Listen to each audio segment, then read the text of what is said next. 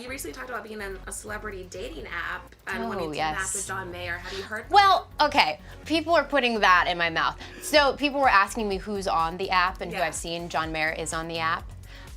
There's a lot of familiar faces on this app, but it's pretty ridiculous. It's so funny, like you get on it and half of the people I already know or have been on dates with. So I'm like, but I still, you know, it's fun though. It's fun. Yeah. But I'll just leave it at that. Do you have like a dream guy you would ever want to see on the app? Like Oh a my celeb God. crush that you would hope to swipe right?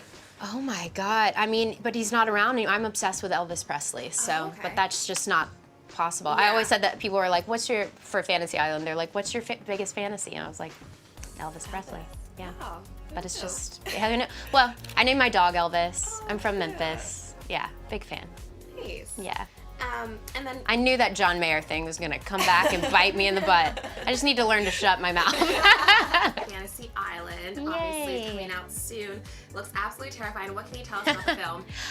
Yes, so I play Melanie in Fantasy Island, which is they're calling it a remake. It's sort of a remake with a very modern twist on the really popular TV show in the 70s. But basically these 5 guests win a golden ticket. They get to go to this island and their wildest dreams can come true. And then I think they realize pretty quickly that everything is not as it seems and things are gonna take a very dark and twisted left turn. And so then it becomes basically a fight of survival. Yeah. And this was obviously shot in Fiji, so I mean, how was it there? Is that one of the best locations you've ever filmed in? Yeah, I mean, so I read the script and I already wanted to be a part of it, but then they were like, oh yeah, you'll be in Fiji for 2 months. I was like, sign me up, I am in. Because you know, it truly looks like Jurassic Park. I mean, it's so lush and green and the water is so blue and it was amazing. Like I could easily go back for another couple of months. But and then you watch the movie and everything you see in the movie, it's all exactly how it was. Like nothing is CGI'd, it's just that gorgeous. And so we had to live on a boat for 2 weeks because we had to drive into this island and this remote island and film, and then we'd come back and sleep and eat on the boat. And so when we weren't filming, we'd be scuba diving and hiking and waterfall jumping, and I was living my best life. Let's talk about Katie Keene. It premiered last week, so did you do anything special to celebrate? Did you watch the premiere? Well, funny enough, premiere day was my last day of filming season 1.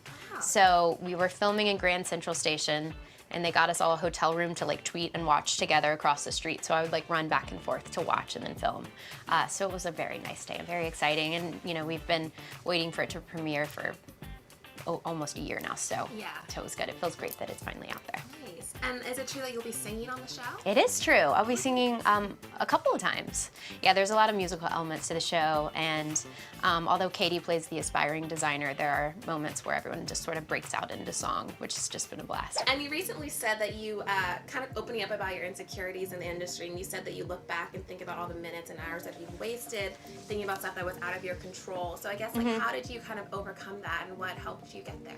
Yeah, I mean, I think growing up in general is hard, and then doing that in the public eye, and like the whole, you know, my 20s were spent in front of a camera, so just like trying to figure out who you are with that like added layer is just tricky.